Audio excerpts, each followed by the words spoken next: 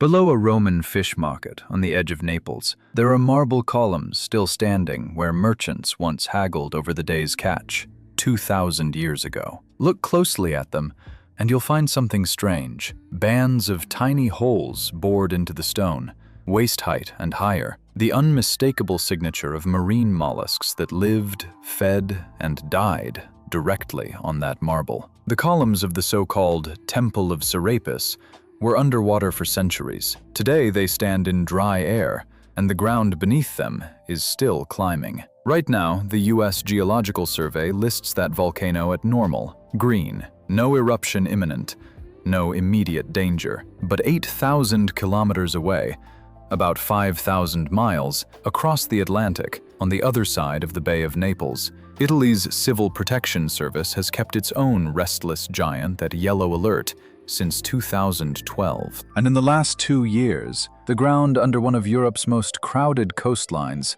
has been doing something instruments there have never recorded before. On June the 30th, 2025, that ground let go with the strongest earthquake this caldera has produced in at least 40 years. I'm going to show you exactly what the sensors, the gas monitors, and the fiber-optic cables threaded through Long Valley and Campi Flegrei are recording at this very moment. The uplift, the gas, the swarms of tiny quakes stacking on top of each other faster than anyone expected. And the part almost nobody is talking about, whether these two systems are actually behaving the way a waking supervolcano is supposed to, or whether we've been reading the signs wrong the whole time. Before we go further, hit subscribe, because this is exactly the kind of story that keeps rewriting itself in real time. Every few months, a new paper lands, a new sensor lights up, and the picture of what's happening under Naples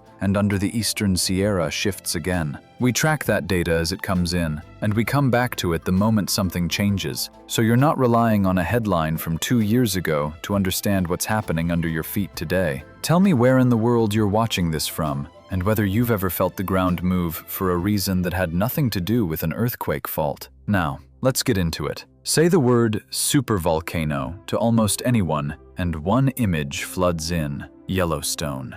Geysers, bison, a caldera the size of a small country, and 1,000 YouTube thumbnails promising the end of the world. It's a useful shorthand, and it's not wrong exactly. Yellowstone earns the name, but the term itself has a narrow, unglamorous definition, and it has nothing to do with doom. A volcano earns the label super only if, at some point in its history, it produced an eruption rated 8 on the Volcanic Explosivity Index, the top of the scale, reserved for blasts that have had an eruption with a Volcanic Explosivity Index of 8, the largest recorded value on the index, meaning the volume of deposits for such an eruption is greater than 1,000 cubic kilometers, or about 240 cubic miles. That's not a mountain blowing its top. That's enough molten rock to bury a mid-sized country under a layer thick enough to swallow buildings. By that strict definition, the roll call of confirmed VEI-8 producers is short. Only 3 supervolcanoes on Earth have unleashed VEI-8 eruptions and remain geologically active today: Yellowstone, Toba, and Taupo. Yellowstone sits in Wyoming. Toba is a lake-filled scar on the island of Sumatra, product of an eruption so large it may have throttled the entire human population for a stretch of prehistory. Taupo, in New Zealand, produced the world's most recent VEI-8 eruption, the Orowanui event, about 25,600 years ago. None of them look like they're about to erupt tomorrow. All of them breathe. And 2 lesser-known members of that same family are breathing right now, in a way that has scientists arguing about what it actually means. There's a fact almost nobody outside volcanology circles ever hears. The roster of large, dangerous caldera-forming systems is much longer than the strict VEI-8 club, and 2 of the loudest, most closely watched members of that broader family sit far outside the Yellowstone spotlight. One is carved into the eastern flank of California's Sierra Nevada, a quiet basin most visitors know only as the gateway to a ski town. The other sits directly underneath and beside one of the most densely inhabited stretches of coastline in Europe, so close to downtown Naples that commuters drive across its rim without a second thought. The largest eruption at Yellowstone was 2.1 million years ago and had a volume of 2,450 cubic kilometers. Other caldera-forming volcanoes that have produced exceedingly large pyroclastic eruptions in the past 2 million years include Yellowstone, Long Valley in eastern California, Toba in Indonesia, and Taupo in New Zealand. Long Valley didn't quite cross the strict VEI 8 line on its own defining eruption, but the U.S. Geological Survey itself calls that eruption a supereruption, formed by the voluminous Bishop Tuff eruption about 760,000 years ago. Naples' neighbor, Campi Flegrei, has its own claim, having produced an eruption so violent that Naples itself is now considered to sit beside a supervolcano. Here's where the story stops being ancient history and starts being uncomfortable. Both of these systems are alive right now, not in some vague geological sense of still capable of erupting someday, but alive in the sense that instruments buried in their ground are recording motion, gas, and shaking as you listen to this. And both have spent the last several years doing something that has scientists reaching for new models, throwing out old assumptions, and, in more than one published paper, admitting they don't fully agree on what it means. The old playbook for reading a restless caldera goes roughly like this. Watch the ground. Does it rise? Watch the earthquakes. Are there more of them? And are they getting bigger? Watch the gas. Is more carbon dioxide, more sulfur, more helium bleeding out of the fumaroles than there was last year? If all three climb together, the textbook explanation is that fresh, hot magma is pushing up from depth, doing what magma does before it breaks the surface. It's a clean story. It fits what happened before famous eruptions elsewhere in the world. And it is, according to a wave of research from the last 3 years, dangerously incomplete for exactly these two calderas. Because the ground is rising, the earthquakes are intensifying, and the gas is climbing. And yet the leading scientific institutions watching both sites keep landing on some version of the same maddening sentence. This doesn't look like the simple story. Something else is going on underneath, and it might be just as dangerous, in a different way. Or it might buy the world decades it didn't expect to have. That gap between the data and the easy explanation is where this story lives. And to understand why scientists are so unsettled by two specific numbers rolling out of Italy and California right now, a duration magnitude of 4.6 and a magma reservoir sitting only about 4 kilometers, roughly 2.5 miles, below a city of 2 million people, you first have to understand how strange it is that we can watch a volcano breathe for 70 years without ever seeing it erupt. Because that's exactly the show Naples has been getting since the middle of the last century. And the person who first proved it was watching wasn't a volcanologist, it was a barnacle. Drive west out of Naples, and the road eventually drops you into a landscape that doesn't look like a volcano at all. There's no cone, no plume, no obvious crater looming over rooftops. Instead, there's a low, wide bowl of hills and craters and steaming ground called the Campi Flegrei, the Phlegrean Fields, the Fiery Fields. A name the ancient Greeks gave it because they believed the entrance to the underworld opened somewhere inside it. The Campi Flegrei are a volcanic system whose activity began more than 80,000 years ago, with an eruptive history dominated by the Campanian ignimbrite 40,000 years ago and the Neapolitan yellow tuff 15,000 years ago, the most violent eruption in the Mediterranean area, which buried 2/3 of the surrounding region under a thick blanket of volcanic rock and caused the ground to sink, forming a caldera that was invaded by the sea. Half of that caldera today sits under the waves of the Gulf of Pozzuoli. The other half is a town. That town, Pozzuoli, has an unusual relationship with the sea for one simple reason. The ground beneath it does not stay still. Not year to year, not decade to decade. It rises like dough left near a warm oven, sometimes for years at a stretch, and then it deflates again, sometimes for generations. Geologists call the whole slow breathing cycle bradyseism, from Greek roots meaning roughly slow movement, and it has left its fingerprints on this coastline for 2,000 years, in a way nobody had to invent an instrument to detect. You just had to look at the columns. In the ruins of a Roman market called the Temple of Serapis, standing a short walk from Pozzuoli's harbor, 3 marble columns still rise into the open air. For most of history, they were partly underwater. The famous pillars have served as unintended markers of periodic uplift, and borings in the marble columns by marine organisms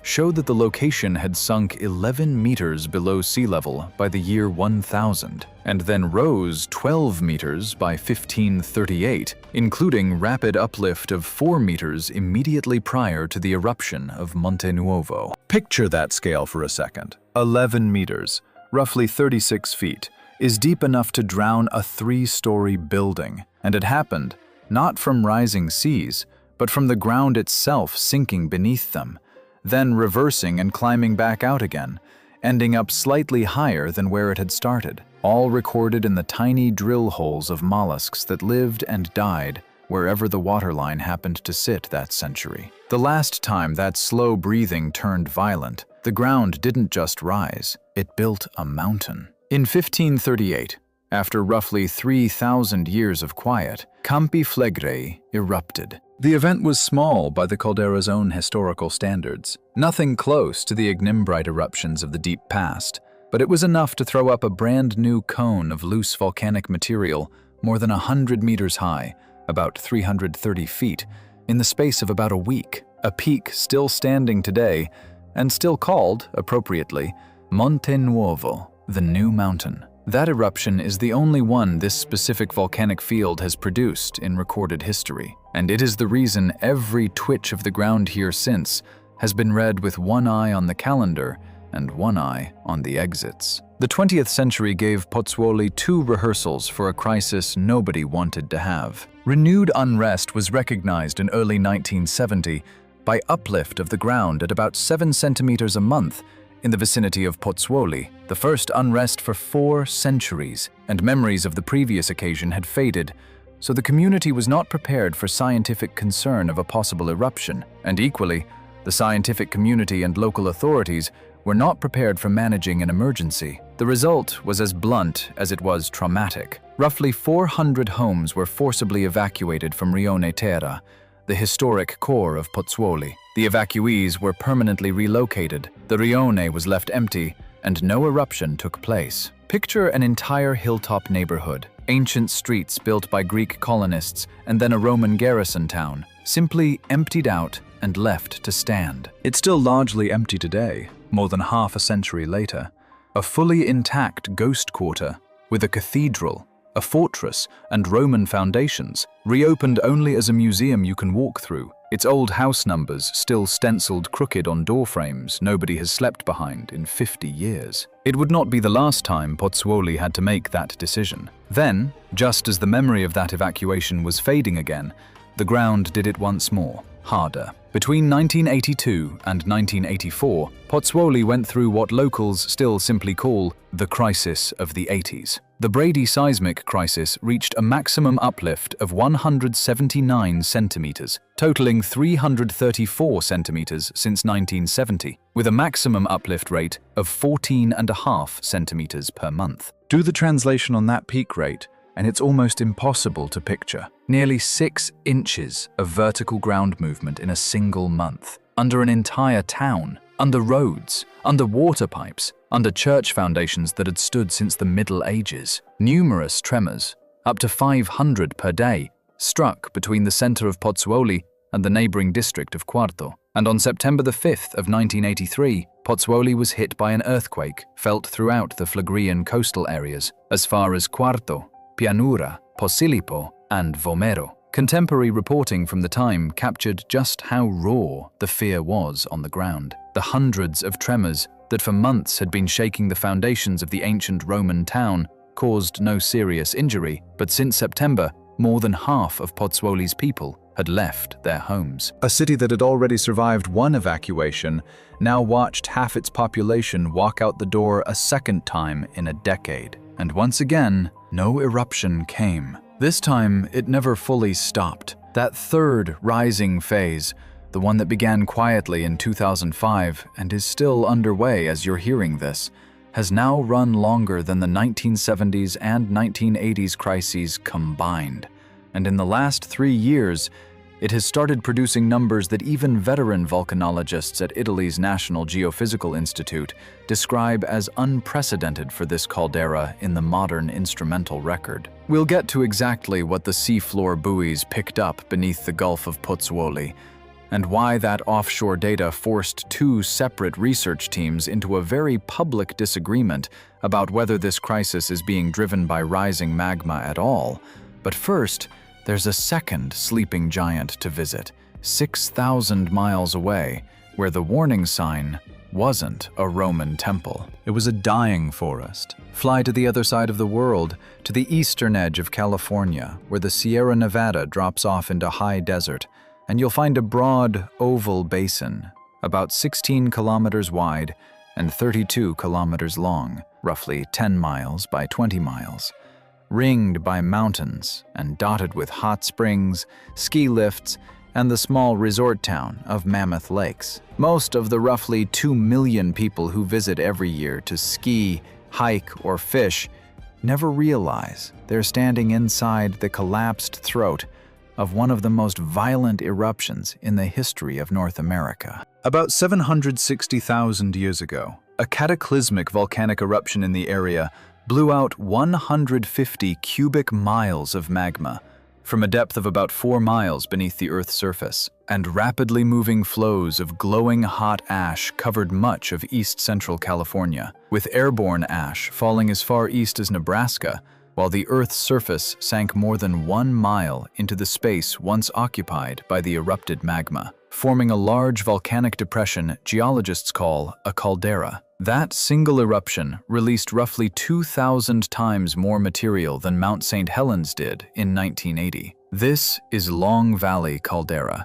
and like Campi Flegrei, it has spent the time since that eruption doing anything but sleeping quietly. For decades after that catastrophic event, the caldera stayed active in smaller ways, resurgent doming, later eruptions along its edges, a lake that filled the basin and eventually drained through a nearby gorge, obsidian domes rising and falling along a young volcanic chain to the north. Then, for a long stretch of the 20th century, the region went quiet enough that most Californians had no idea they lived within striking distance of a volcanic system at all. That changed abruptly in the spring of 1980. In May 1980, a strong earthquake swarm that included 4 Richter magnitude 6 earthquakes struck the southern margin of the Long Valley caldera, and it was associated with a 10-inch, about 25-centimeter, dome-shaped uplift of the caldera floor. Picture that for a moment against something familiar.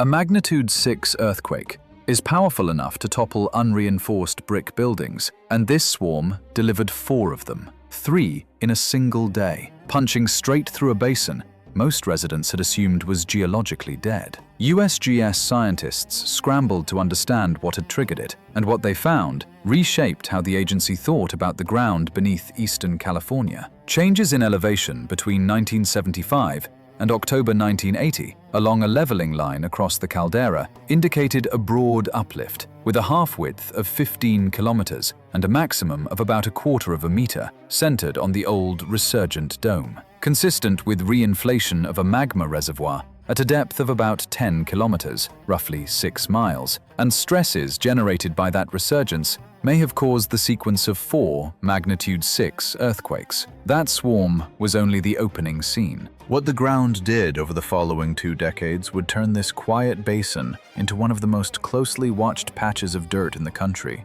That was the moment Long Valley stopped being a scenic backdrop and became a monitored hazard. Scientists from the U.S. Geological Survey began a re-examination of the Long Valley area and detected other evidence of unrest, a dome-like uplift in the caldera, and their measurements showed that the center of the caldera had risen almost a foot since the summer of 1979, after decades of stability. By the turn of the millennium, that swelling had grown even further. This continuing swelling, which by early 2000 totaled nearly 2.5 feet and affects more than 100 square miles, is caused by new magma rising beneath the caldera. 2.5 feet, about 76 centimeters, across an area larger than the island of Manhattan. That is not a subtle signal. That is a landscape visibly, measurably, lifting itself off the ground, and it forced the survey to build one of the most instrumented volcanic monitoring networks anywhere in the country, almost overnight. Then came the forest. In the early 1990s, hikers and rangers on the southwest edge of the caldera started noticing something wrong with the trees on Mammoth Mountain. Wide patches of pine simply dying, roots suffocating, needles browning in rings that spread outward year after year. During the early 1990s, trees began dying off at several places on Mammoth Mountain, and studies conducted by USGS and US Forest Service scientists showed that the trees were being killed by large amounts of carbon dioxide gas seeping up through the soil from magma deep beneath the mountain, and such emissions of volcanic gas, as well as earthquake swarms and ground swelling, commonly precede volcanic eruptions. Here's the picture worth sitting with. Carbon dioxide is invisible, odorless, and heavier than the air around it. It doesn't billow out in a dramatic plume you can photograph.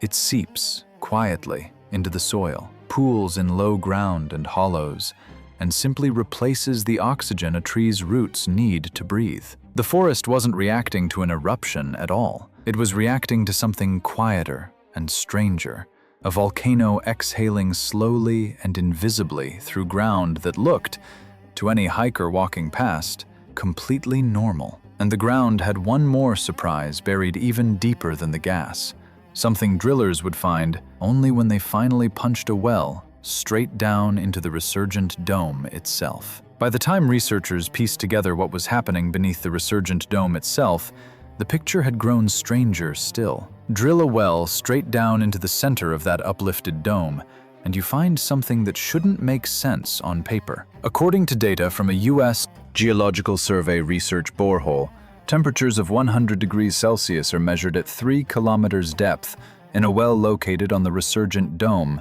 despite an assumed body of magma hotter than 800 degrees Celsius, sitting at 6 to 8 kilometers depth. In plain terms, drillers found water boiling right at the surface of that borehole, and yet the deep magma responsible for the whole system's heat sits kilometers below that, insulated well enough that the temperature gradient between the two doesn't behave the way a simple, single, connected magma body should. Something in the plumbing down there is more complicated than hot rock pushing straight up. Seismic imaging beneath the dome later confirmed just how tangled that plumbing really is. Imaging the caldera's subsurface with seismic waves has suggested that partially crystallized magma may exist at depths of about 5 kilometers to more than 20 kilometers, roughly 3 to more than 12 miles. So by the early 2000s, Long Valley had checked nearly every box on the classic warning list. A magnitude 6 earthquake swarm, a rapidly rising dome, invisible gas killing trees in real time, and a deep, complex body of partially molten rock confirmed by seismic imaging stretching across a huge range of depths. And yet, through all of it, the mountain never broke. The alert level at Long Valley today sits at normal, green, the same quiet status held by most of America's dormant volcanic systems. But quiet and finished are not the same word, and the most recent seismic imaging beneath that resurgent dome has just handed scientists a twist nobody was expecting. A hidden lid sitting directly over the magma chamber that may be doing something no one had properly modeled before. What that lid is, why it changes the entire question of whether Long Valley's unrest is being driven by magma at all, and what a nearly identical argument is doing to the scientific consensus 8,000 kilometers away, under Naples. That's where this turns strange in a hurry, and it starts with what the seafloor of the Gulf of Pozzuoli has been quietly giving up for the last decade. For most of the 20th century, nobody thought to look under the water at all. Every gauge, every leveling line, every seismometer that tracked the 1970s and 1980s crises sat on dry land, because that's where the instruments were easy to reach.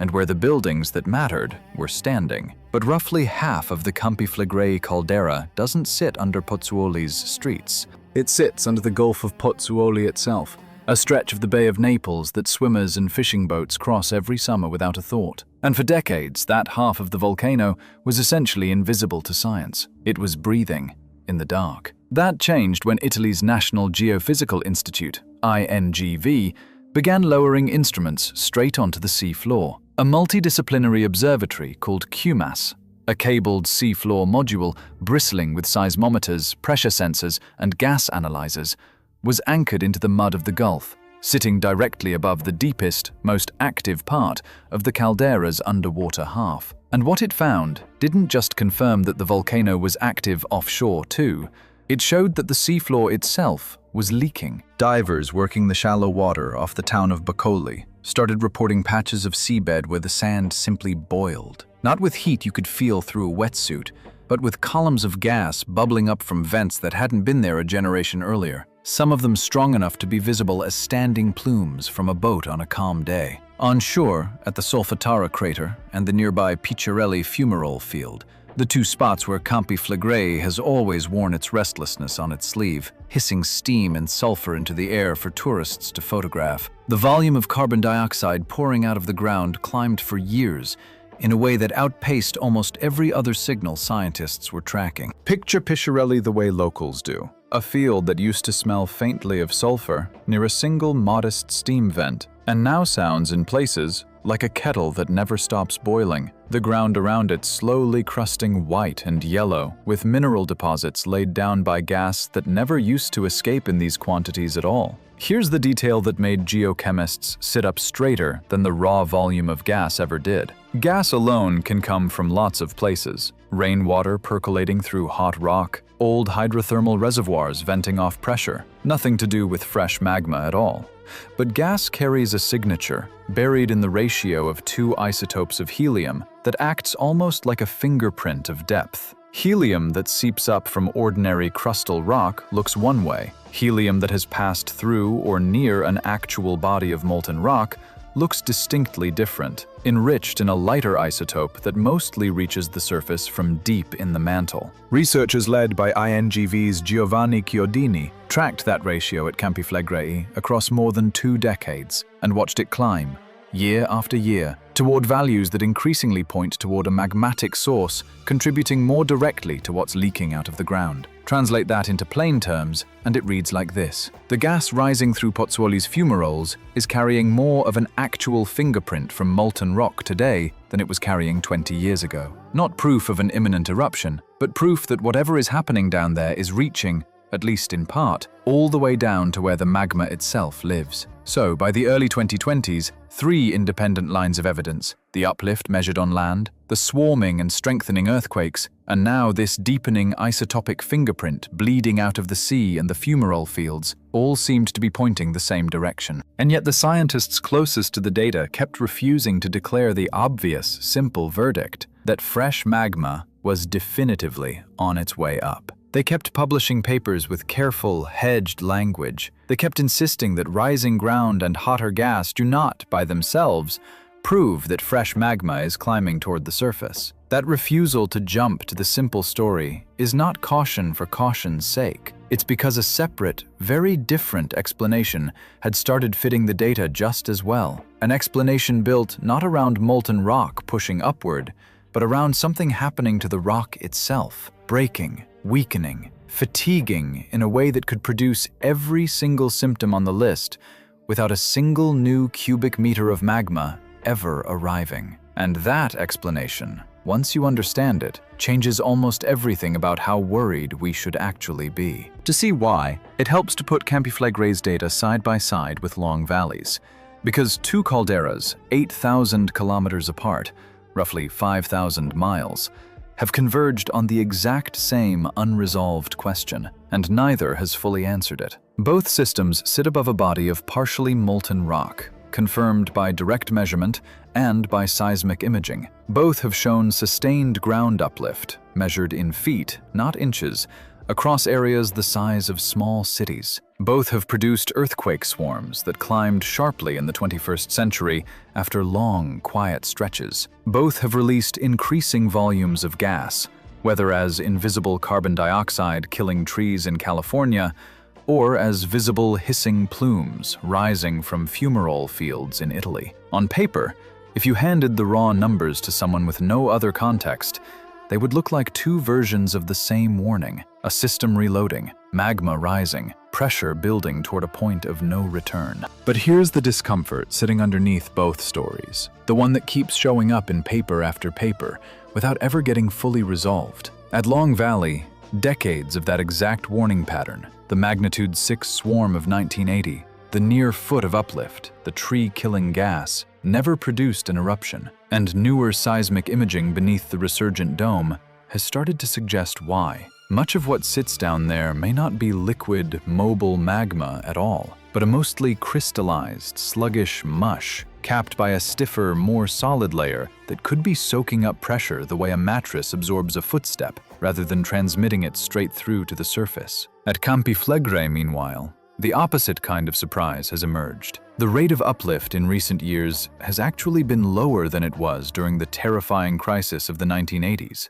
And yet, the earthquakes accompanying that slower uplift have been getting stronger and more frequent, not weaker. Less ground movement producing more violent shaking is backward from what the simple magma rising story would predict. Something about the rock itself is behaving differently than it did 40 years ago. That single mismatch, smaller pushes producing bigger breaks, is the thread that both calderas have handed scientists to pull on. And pulling on it required looking past the ground and straight into the pattern of the earthquakes themselves. Earthquake swarms are not one thing. A single fault slipping in one violent jolt looks nothing, statistically, like hundreds of small fractures cracking open across a wide area over months. Campi Flegrei's modern unrest has overwhelmingly been the second kind. Not one big rupture, but an accumulating storm of small to moderate quakes, most of them too weak to notice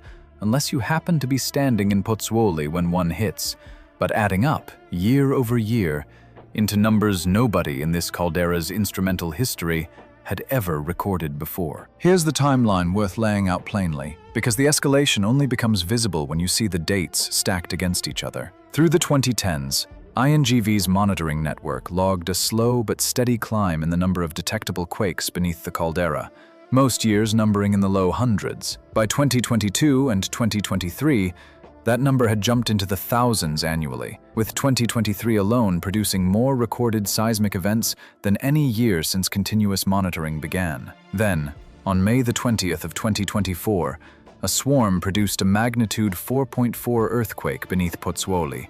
At the time, officially the strongest instrumentally recorded quake this caldera had produced in over 40 years, strong enough to crack plaster in old buildings and send residents into the streets in the middle of the night. Just over a year later, on June the 30th of 2025, another swarm broke that record again, delivering a magnitude 4.6, the new benchmark for the strongest shaking this specific volcanic system has produced since instrumental monitoring of the modern crisis began. 2 records, broken back to back inside 14 months. What should stop you here isn't just that the record kept falling, it's how it kept falling. The overall pace of ground uplift across those same years did not accelerate to match. By most published measurements, it stayed roughly steady, even easing slightly compared to the sharpest years of the 2010s. If magma alone were the engine driving this, doubling down and pushing harder, you would expect the uplift and the earthquake intensity to climb together, hand in hand, the way they mostly did during the 1983 crisis. Picture bending a metal coat hanger back and forth in your hands. For a while, each bend feels the same,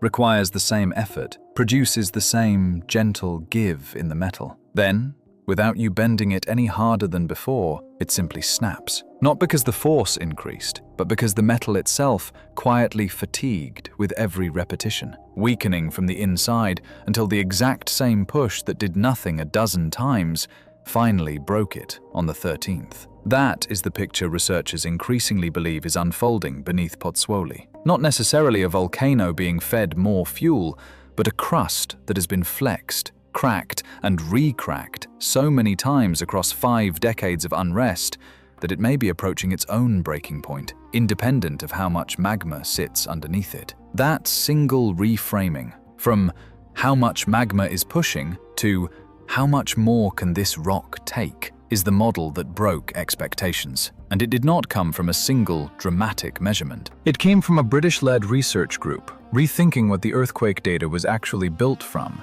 A team led by the volcanologist Christopher Kilburn at University College London spent years building models of what they call the brittle ductile transition, the depth at which hot crustal rock stops behaving like something that can snap and starts behaving like something that can bend, the boundary between rock that breaks under stress and rock that simply flows around it, slowly, the way thick honey deforms around a spoon instead of shattering. Beneath Campiflegrei, their modeling suggests that boundary has been creeping upward for decades, drawn closer to the surface by repeated cycles of heating and stress from 5 decades of unrest. Push that boundary shallower, and you get exactly the mismatch showing up in the data. A smaller amount of underlying pressure change is now enough to fracture rock that, 40 years ago, would have simply flexed and absorbed the same stress without breaking at all. Their published analysis found that the crust beneath the caldera requires substantially less pressure today to produce a rupture than it did during the 1980s crisis, meaning the system, by their estimate, is now closer to a critical threshold, not because more magma has necessarily arrived,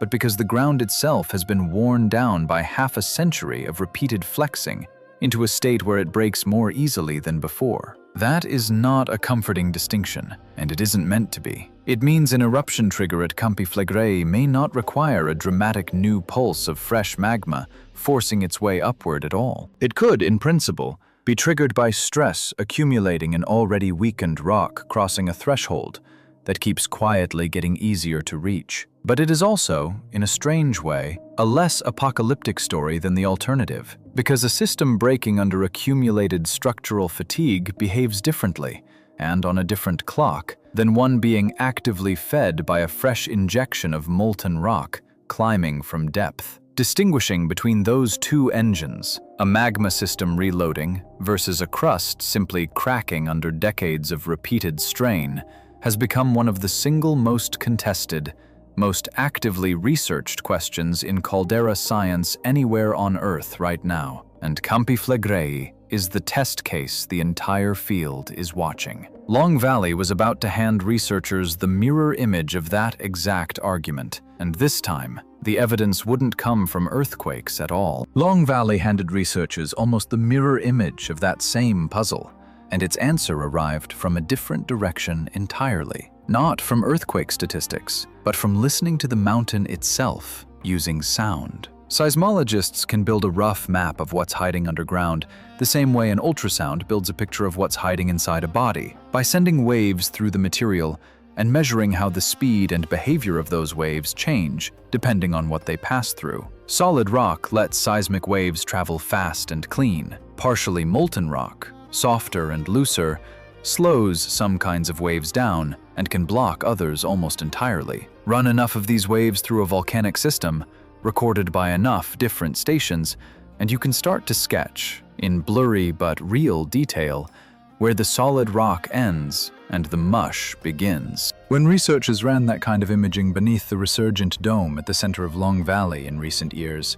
the picture that emerged wasn't the simple layer cake most people imagine when they hear the words magma chamber. Solid rock, then a void full of liquid fire, then more solid rock underneath. What emerged instead was a body of mostly crystallized, sluggish mush, its melt fraction low enough across much of its volume that it likely couldn't erupt in its current state, even if something tried to push it toward the surface, capped by a distinct, more rigid layer sitting directly above the hottest part of the reservoir. That capping layer behaves, in the models, almost like a lid clamped over a pressure cooker that has been simmering for decades without ever building enough force to blow the lid itself off. It could explain, in one stroke, why Long Valley produced a foot of uplift, a magnitude 6 earthquake swarm, and enough invisible gas to kill an entire hillside of pine trees. And still, after more than 4 decades of that exact warning pattern, never crossed the line into eruption. The lid held. It may still be holding, but, and here is the discomfort this discovery quietly reintroduces, a lid is only reassuring for as long as it stays intact, and nobody watching Long Valley or Campiflagre today can tell you with certainty how much longer either lid, in either place, is built to last. What actually determines the difference between a caldera that breathes for centuries without breaking and one that finally, catastrophically, does? What specific signal, out of everything these instruments are recording right now, would tell scientists the lid has failed rather than simply flexed again? To answer that, we have to go back 17 centuries before any seismometer existed, to the one moment in this entire region's history when a caldera actually did cross that line, in full view of the people living on top of it, and to the layer of ash, mud, and human bone still being pulled out of the ground a few miles from Pompeii that proves it. Ask a volcanologist exactly where unrest ends and eruption begins, and you'll get an answer that sounds evasive until you understand why it has to be that way. There is no dial that reads 0 on one side and 100 on the other. There is no single sensor that flips from green to red. What actually exists is a checklist built from the handful of eruptions humanity has watched closely enough to document, and even that checklist has been wrong before, in both directions. Take Mount St. Helens in 1980. For 2 months before the mountain's north face collapsed, scientists watched a bulge on its flank grow outward at roughly 1.5 meters a day, about 5 feet, a rate so fast you could, in principle, have measured it with a tape measure and a Tuesday afternoon. That bulge, combined with harmonic tremor and a steady drumbeat of shallow earthquakes, gave researchers enough confidence to warn that an eruption was close, and on May the 18th, it was. Compare that to Mount Pinatubo in the Philippines in 1991, where a very different but equally decisive signal appeared. The ratio of sulfur dioxide gas pouring out of the volcano suddenly spiked, then dropped, then spiked again, a pattern researchers eventually understood as gas being trapped and then violently released as a fresh plug of magma forced its way toward the surface. Reading that signal correctly bought time for what became the largest peacetime evacuation in the country's history, and likely saved tens of thousands of lives ahead of the second largest eruption of the 20th century. Neither of those two signals has ever shown up beneath Pozzuoli or Mammoth Lakes, and what has shown up instead is stranger than either textbook case. Notice what both of those warnings had in common, and what makes them so different from everything we've traced under Naples and under the Sierra Nevada so far. In both cases, the signal accelerated sharply over days or weeks, not years. In both cases, deep, rumbling earthquakes gave way to a distinctive, higher-pitched, sustained shaking called harmonic tremor. The sound, essentially, of magma or gas forcing its way through narrow cracks, like water rushing through a kinked garden hose. And in both cases, gas composition didn't just increase in volume, it changed in character, with sulfur dioxide appearing where it hadn't been prominent before, a chemical signature that specifically flags fresh, gas-rich magma nearing the surface, rather than old hydrothermal water recirculating through hot rock. None of that has happened at Campiflagre. None of it has happened at Long Valley. The earthquakes remain what seismologists classify as ordinary brittle failure events, rock cracking, not magma forcing its way through conduits. No harmonic tremor has been recorded at either site. Sulfur dioxide has not spiked at Pisciarelli the way it did at Pinatubo. This is the honest, unglamorous state of the evidence. Every alarming number we've walked through, the uplift, the record-breaking quakes, the climbing helium ratios, sits inside the category scientists call unrest, and none of it has yet crossed into the category they'd call an immediate eruptive precursor. But hasn't happened yet is a very different sentence from can't happen, and the region wrapped around both Pozzuoli and Naples has, in its deep past, already shown exactly what it looks like when that line does get crossed. Not through instruments, because none existed yet, but through the frozen, silent testimony of an entire village that had to make a decision none of us have ever had to make. In the year 2001, construction crews building a new stretch of high-speed rail line near the town of Nola a short drive northeast of Pompeii, cut into a layer of compacted volcanic ash that archaeologists quickly realized was hiding something extraordinary. Beneath meters of hardened debris sat an entire Bronze Age settlement, its oval huts, its animal pens, its pottery still sitting on shelves.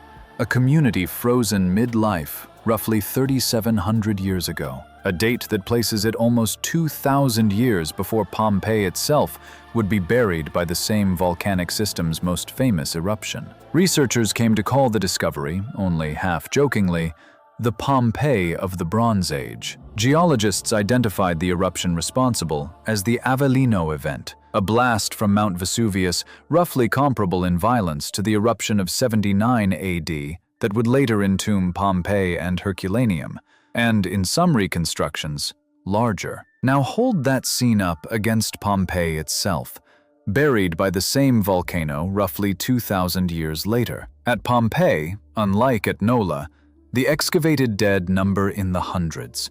Bodies caught mid-motion, sheltering in cellars, clutching belongings, frozen in postures of protection and disbelief. Modern volcanological reconstruction of the 79 AD eruption suggests warning signs were present there too. Tremors in the days before, changes in local water sources.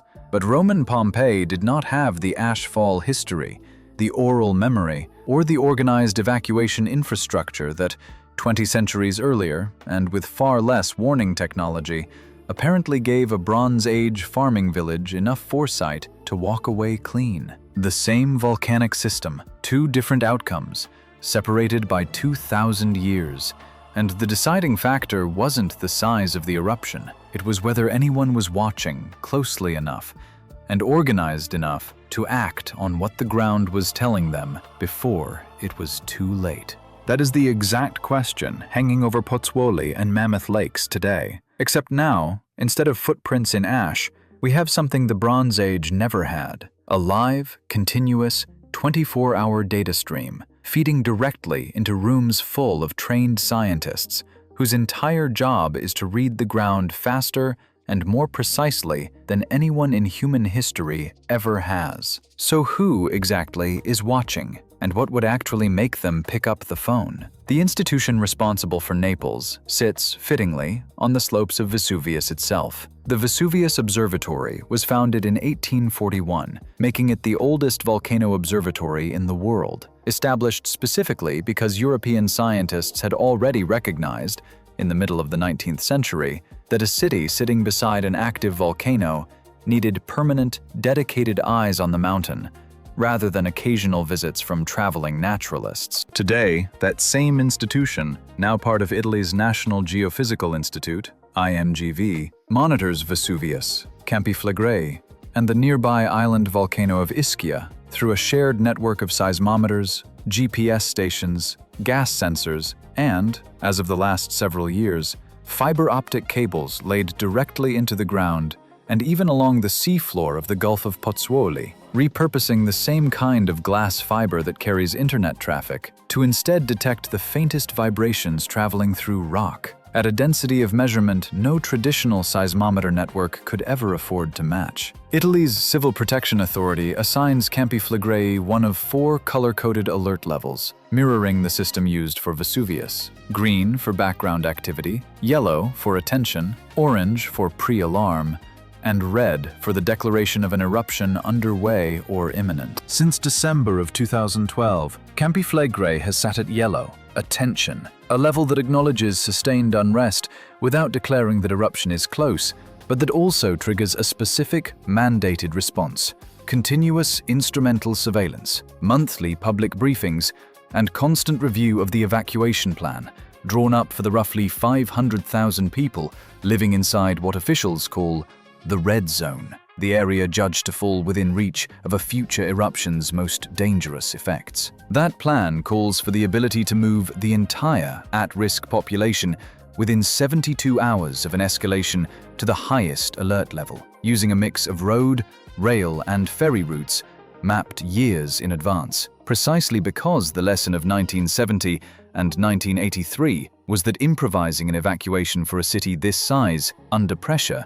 in real time, is not something any government wants to attempt for the first time during an actual crisis. Long Valley answers to a different agency, using a similar logic.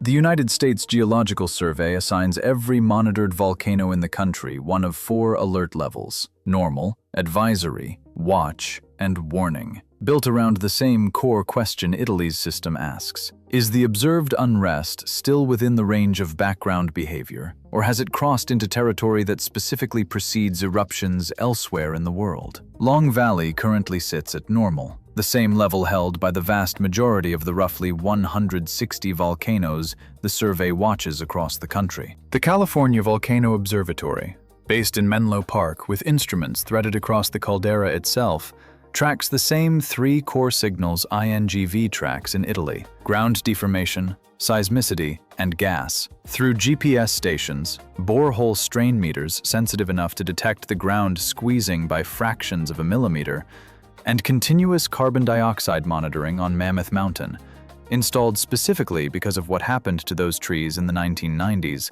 so that the next time gas concentrations climb, nobody has to wait for a hiker to notice a dying forest to find out. But knowing what to measure is only half the problem. The harder question is what specific number on any given instrument would actually make either government pick up the phone in the middle of the night. What would actually move either alert level upward? And this is the part worth sitting with, because it's more specific than most people expect. Scientists at both sites have said plainly, in published statements and public briefings, what they're watching for. Not simply more earthquakes, but a change in the kind of earthquakes. A shift from the sharp, brittle cracking that dominates both caldera's current records toward the longer, lower-frequency signals associated with fluid or gas moving through rock. Not simply more uplift, but a sudden acceleration in the rate of uplift, rather than the years-long, relatively steady climb both systems have shown so far. And specifically for Campi Flegrei, a shift in the isotopic character of the gas already being tracked so closely. A further, sharper jump in that magmatic fingerprint, rather than the gradual, decade-over-decade drift researchers have documented up to now. Any one of those changes, on its own, would move the needle. All 3 together, arriving in the same season, is the scenario that keeps monitoring scientists checking their instruments on weekends. None of those 3 thresholds has been crossed. Say that plainly, because it matters as much as anything else in this story. As of the most recent published assessments, both Long Valley and Campi Flegrei remain, by every official measure, in the category of significant, well-documented, closely watched unrest, not in the category of imminent eruption. The alert levels reflect that. The scientists closest to the data say that plainly, in public briefings, on the record. There is no hidden clock ticking underneath this, counting down to a set date. What there is instead is a slow, uneven, still unresolved argument between 2 calderas and the people trying to read them. And the argument itself is the story. But underneath that argument sits a deeper problem, one that has nothing to do with thresholds at all. Whether the entire warning system built from mountains like St. Helens and Pinatubo was ever designed to read a caldera like this one in the first place. And that's precisely what makes the honest ending of this chapter so much more unsettling than a clean answer would be. Because for every threshold researchers have defined, there sits a quieter, harder question that no threshold fully resolves. What if the very framework built from St. Helens and Pinatubo, mountains that erupted explosively from a single vent, fed by a straightforward column of rising magma, simply doesn't translate cleanly onto a caldera? Calderas don't erupt from one throat. They erupt, when they erupt, from fracture networks spread across entire basins, fed by magma bodies that may be mostly frozen crystal mush in one section and genuinely molten in another, sitting beneath crust that Christopher Kilburn's own modeling suggests has been weakening for 50 straight years. Which means the 2 research camps we met earlier, the ones arguing over whether Campi Flegrei's engine is fresh magma or fatigued rock, aren't just disagreeing about a technical detail. They're disagreeing about which warning system even applies here at all. And there is genuinely no settled answer yet, from either side of that debate, about which alarm would ring first if this particular giant finally decided to move. There is one more thing scientists tried, only a little over a decade ago, that might have answered this argument directly, once and for all, by putting a drill bit straight into the heart of the mystery, instead of just listening to it from above. It was called the Campiflagre Deep Drilling Project, and it was designed to punch down through kilometers of caldera rock to sample directly the boundary between solid crust and the hot, restless body underneath it. The project got as far as a pilot borehole before it was suspended. Not because the science failed, but because of exactly the kind of fear this story has been circling from the very first Roman column. The fear that drilling into a system this restless, this poorly understood, might not just measure the volcano's mood, it might change it.